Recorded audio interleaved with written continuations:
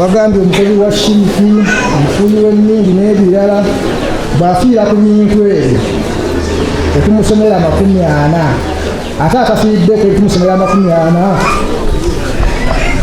Naam, alhamdulillahi rabbil alamin wassalatu wassalamu ala rasulillahi sallallahu alaihi wasallam. Naam, nagambye akutandikira ku bintu ebyefaananyiza ebiri ku ddiini n'agenda ng'akutwaliriza mpolampola paka lwakugusa mu masabo naye nga edduwa ya 40 laisa min addiini fi shay. Mu ddiini yaffe teriimu, nabbi waffe sallallahu alaihi wasallam tagiyigirizangako alayhi salatu wassalam. Ate omubaka sallallahu alaihi wasallam yagamba ma taraktu shay, asireseeyo ekintu kyonna yuqarribukum ila Allah, nga kibasembeze wa Allah, wa yub'idukum anin nar, nga kibesambisa n'omuliro, illa wakad amartukum bihi, okujjako ndese nkibalagidde. Senga eyo yali ya mu ddiini yaliresa agitulagidde naye teyagiragira alayhi salatu wassalam qawlan wahida. Naam, ebibuuzo ebiggwayo tugenda okusomako n'ebitonotono, tugenda kusaala asiri. Atalina wuzu lesa chance eno insha Allah. Kasina soma kibuuzo sheya agambye nti bwe twalugera kusaalira muntu owashiki musonge mwa akoleki ave mulayi Mamadou Walo yimuka Mamadou situka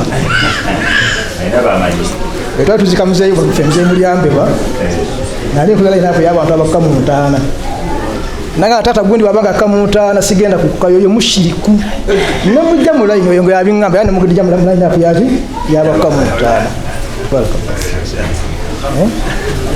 Ekibuuzo ekyokubiri,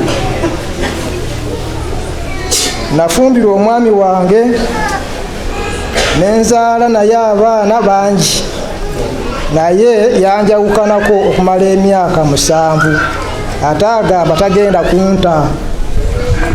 Naam, barakallahu fikum. Ekyo ekibuuzo kigatta ebibuuzo by'abakyala bangi, buli wonna weebirina eggulo nakifunye ekyo ekibuuzo nkyanga akuba. Abasajja bangi nnyo babeera n'abakyala ne balemwa obufumo nga tebukyasobola kugenda mu maaso. Abasajja abo omukyala n'amugamba kankweyambulule, n'amugamba nedda, era oli yabadde ngamba nti bbaawe yayawukana naye kati emyaka 7 era yafumbirwa awalala. Yagenda ne kusipimu kanso bbaawe n'abatiisatiisa, n'agenda mu n'ekibuli n'afuna kyekimu nga bbaawe amugamba nasoma ebitabo bonna basi nga tebalina kye baŋŋamba. Kati emyaka 7 amugamba gye wafumbirwa oli mbwenzi. Obusiraamu buno olaba amateeka ga Allah tabaraka wa taala gennyini ge yatulagira okukola, ayina we yatuuka nga addiriza. Tosobola kusaala ng'oyimiridde, saala ng'otudde. Oli mutambuze tosobola kusiiba, siibulukuka, ojja kusiiba ng'okomyewo. Essala salako oba mutambuze. N'atukuga wama ja'ala alaykum fi ddiini min haraj. Eddiini no Allah teyagiteeramu bukalu bwo bwonna. Kyotosobola kukola mu ddiini kireke. Kassa kiba nga si tekikutuusa kuba nti okoze haramu, amakulu ng'olemereddwa okukikola mu budde obwo kyentegeeza.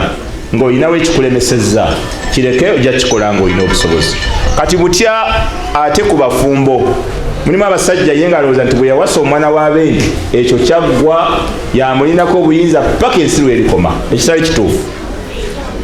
Bw'aba omukyala alaba nga takyasobola kubeera n'oyo omwami, kyobula abateekawo bakudwaatu ba imma b'obusiraamu, omukyala oyo yejjeko obuzibu obw'okuba nti takyasobola kubeera na mwami atamulabirira oba atamala byetaago bye, okujja nga yasazewo agumiikirize, naye bw'aba takyasobola agende wa qaadi n'akola kye bayita khulu, okweyambulula omwami we.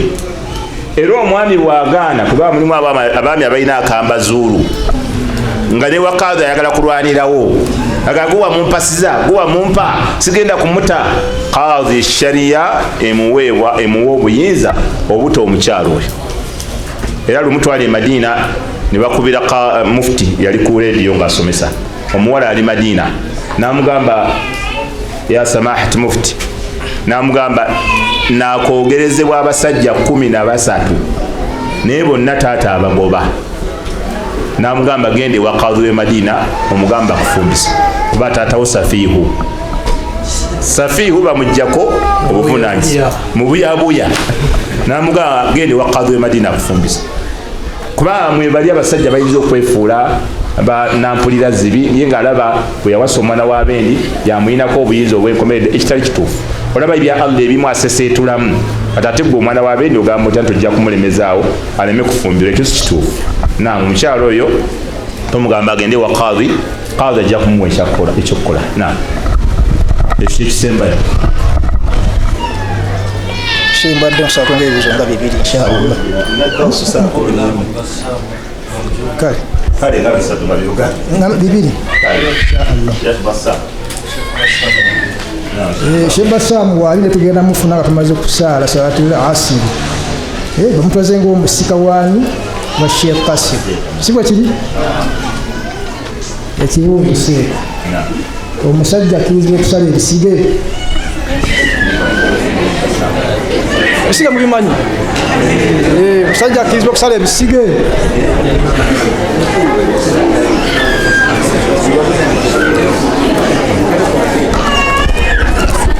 naam barakallahu ebisige soma n'ekibuzo ekirala somayo nga bibiri oba bisatu ebibuzo byonna bibiri naye ebibuzo ebisinga biri ku akiida Sheikh gyabadde akola ki kibuuzo kyensenjayo nakyo omusajja awesa abakyala abasukke abawera 10 oyo abeera n'empisa maama wange singa mpita nga ndi mu ssala ya sunna ba yafaru nzikiriza okuvaamu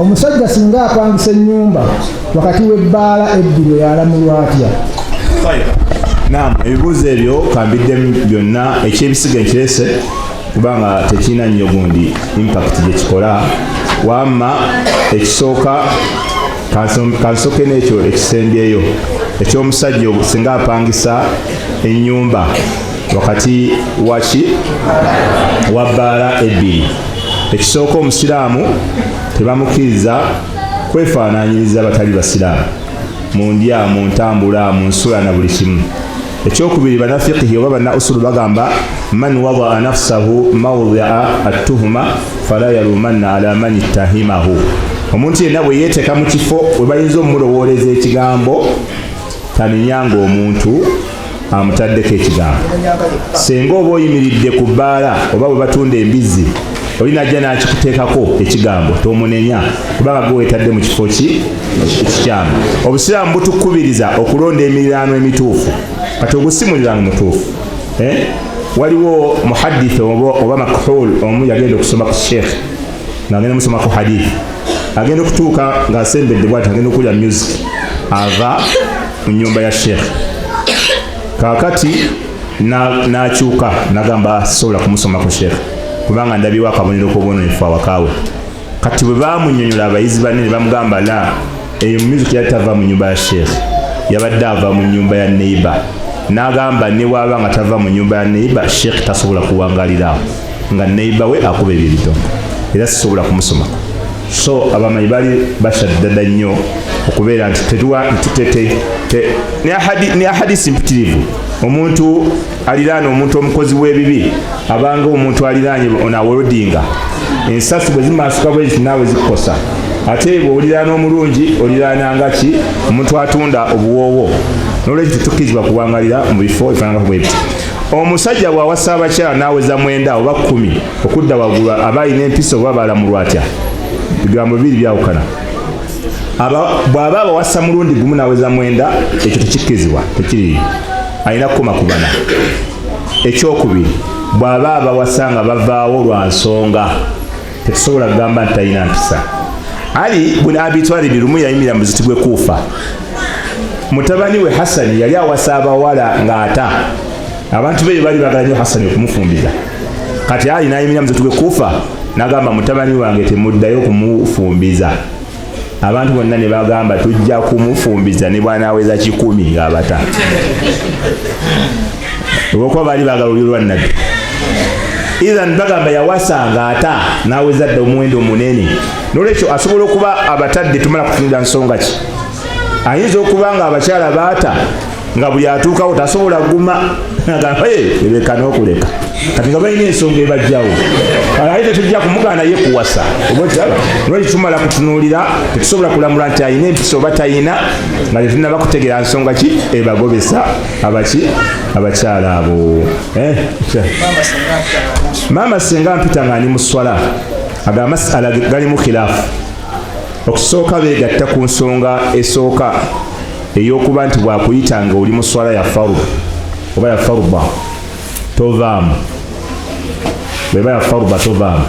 Wamma eya sunna Sheikh Islam Ibn Taymiyyah yagamba masala ago yagafaananya n'amasala g'omuntu okuyita ku bugenyi ng'obadde wasiibye nabbi yatukkiriza okusiibulukuka oba okumusabira edduwa.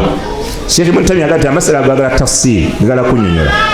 Bw'aba akuyise alimu eddiini ng'abitegeera amanyi obukulu bw'okusiiba yagala la tafuturu tosiibulukuka musabire edduwa. Wamma akuyise waba si munnaddiini nga tategeera bya ddiini siibulukuka. Kati naaga amasala gaabwe gafaanana.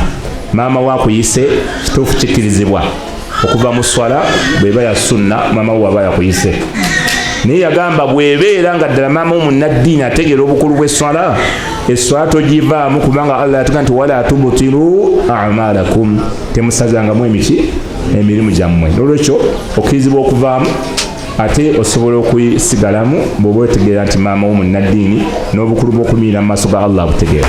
Naye nga bw'oba ovuddemu tewali mutawaana esswala ogiddamu. Kale edduwa y'okuyita bamaseeka okusabira abafu namwetya Sheikh Bassam sebo ekibuzo kiwulidde.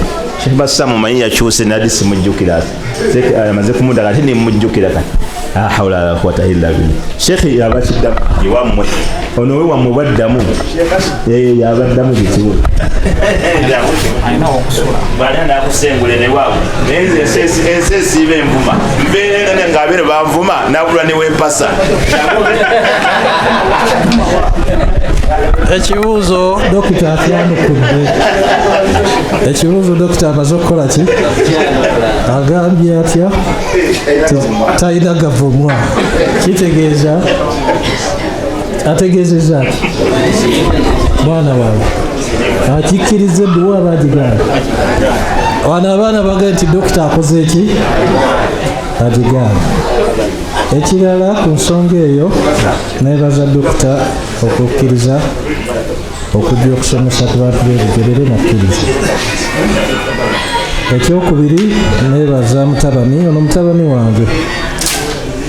Lwaki mutabani wange namusomesa ku akademi wabula muzibu munne tamukkiriza kuba waali baali aba naye yekka bwe nkola ki gyendaba.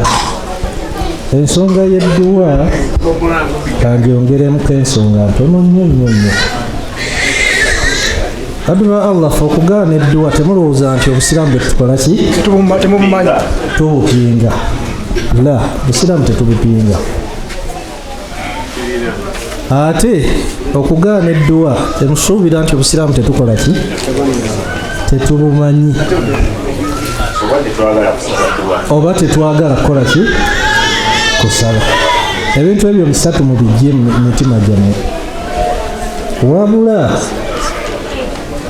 ffe tugambanga Allah bwe yagamba nti law kaana khayran la sabaquna, singa kyali kirungi abaatusinga okumanya eddiini n'okugyagala be bandisoose okukola ki okukikola. Sikiwa nti Muhammadu ayagala kajogere Muhammadu mukwano gwange fanfe ayagala nnyo obusiraamu okusinga nabbi, okusinga Abubakari, okusinga Umar. Naye bonna tebaasoma dduwa ya lukale nga bafiiriddwa. Nze ntera okutahadda okukyalenjinga abantu nti akindeetera nga nabbi yakikola oba bakulembera bakikola nga ngenda ku muzindaalo nga nkola ki? Kubanga alhamdulillah ebitabo bya hadithi ki webiri. Ate twafuna n'omukisa, abantu basomye takhasuso ez'enjawulo bakuguse hadisi bw'onaaleeta ennafu bajja kukola ki? Bajja gikuba. Nabadde nsomesa era nabagambye nti ffe waffe tetukuŋŋaanangako ewaseka amada kulumba tetusabira. Nnyaffe mumumanyi Hajjati Mariam muzaala wano yafa myaka 2 emabega, naye seeka mujo ewaseka kulumba yali edduwa tetugisoma nga Abdurrahman Nkonge yafa yali edduwa. La, ebyo lwaki tetubikola? Kuba ffe tumanyi obubi bwa bidaa. Ffe tumanyi obubi bwaki? Bwa bidaa. Waliwo omuseeko omwe yali asomesa ne muvumanya ebivumo bingi ne mumukyawa, sijja mwogera. Yaga nti nyegenyege ali kalekaleko ne mukola ki? Ne mukola ki? Mwayogera ebigambo. Naye ekyo nze nabasonyiwa abakyogera. Kuba Allah yagamba Nabbi Muhammad, law taqawwala alayna ba'd al-aqawil la akhadna minhu bil thumma laqata'na minhu fama minkum min ahadin anhu. Singa nabbi yeyogeza oba yeyogera ebigambo byonna bye tutakoze eki, bye tutamulagidde nti Katonda abagambye kino mbagambe, oba mukole kino Katonda akibagambye, la akhadhna minhu, twali mukutteko na mukono gwaki? Gwa ddyo. Kuba ali sunna tetukyusa biki? Bitendo bya Allah. Wala qata'na minhu, twali mukutteko na maanyi, kuba ddyo gwe mukono gwaki? Ogunyweza. Fama minkum min ahadin anhu, tewandibadde akola ki? Atulimisa. Naye mu butadde azuula mu busiraamu mutakawwiru ala Allah, aba yeyogeza ku Allah nti mukole kino kya busiraamu, Allah kyatakoze eki? Kyatalagidde. Mutakaddimu bayna yadayi llahi wa mutakaddimu kitegeeza yeetumiikiriza. Gwe n'obeera n'omwana nga yeetumiikiriza tokola ki? Omusanyukira wadde byakola yalaba biki? Ya ayyuhalladhina amanu la tuqaddimu bayna yadayi llahi wa rasuli. Yeetumiikiriza Allah kye yagaana. Muftarin ala Allah, agunja ku Allah ebintu ebitaliyo. Mukadhibun lillah, alimbisani. Wa mukadhibun lirrasuli, alimbisana ki? Al-yawma akmaltu lakum, obusiraamu bwakola ki? Edduwa teziriyo, talakaini teriyo. Kandi bagambe obanza ndi waka, temujja kola ki? Temujja kola ki? Buno obuladi tebuliyo obwa suufi. Tebukola ki? Okuwerekera omufuna etahaliri tekola ki? Byonna byammwe ennaku ana simanyi edduwa 3 4 abamu bakuŋŋaana buli mwaka, ebyo byonna ebijjukizo tebikola ki? Hadisi kamajjukize dokita gy'asomye, ate ekirungi nagiwandiika ne mu bitabo ebimu. Onfuna bulungi? Nabbi yagamba nti nabbi yagenda okufa nga teri kirungi kyonna kitusembeza wani? Wabula nga yakola ki? Ate teri kibi kituyingiza muliro, wabula yakola ki? Kitwekesa. Yakitwekesa. Kati eyo Mawuledi gye yeerabira, talakaini gye yeerabira, singa yali nungi yandibadde akola ki? Agikola. Sheekhe bwe twasomako ate nga ye sheekhe w'amasheekhe baffe, simanyi oba ne dokita yafuna omukisa, bamusanga Abubakar Jazairi, yali eba myaka 10, tetwamuleka alina 8 naye nga awasizzaayo ake-18 naye nga alina meka? Nange sinnagiweza mu nnyongere. Yagamba nti mu kitabo kye Al-Insaafu fima qiila fi al-mawlid min al-ghuluwi wal-ijhaaf, ekitabo kiyita Al-Insaaf fima qiila fi al-mawlid min al-ghuluwi wal-ijhaaf kya Abubakar Jazairi. Yagamba nti obusiraamu bulinga ddagala. bwe buwanga ddagala bakuga nti doozi ya mpeke mmeka bw'omira 5 okola ki kati bida ye doozi ki overdose ekyo mukimanyi mu kitabo ekyo yagamba nti Katonda kye yateekamu ekyokulya kye kibaamu ekiriisa kyataateekamu kyakulya temubaamu kikola ki kiriisa n'aga nti omuntu bw'alya ettaka akkuta oba takkuta asobola okukkuta naye limuyamba kuba teryateekebwamu kikola ki kati bida ttaka lyoba okoze eki lyoba olidde. Olwekyo baganda bange ffe tubeewazisa bida akakabeere katono katya naye nga kagwa muki ako mukole eki mukate. Bannange si Dr. ansonyiwa ekibuuzo bwe nti bwenkyanukudde bweba nkoze ensobise bontereeza. Assalamu alaikum warahmatullahi wabarakatuh. Salamu warahmatullahi wabarakatuh. Twebaziza sheekh.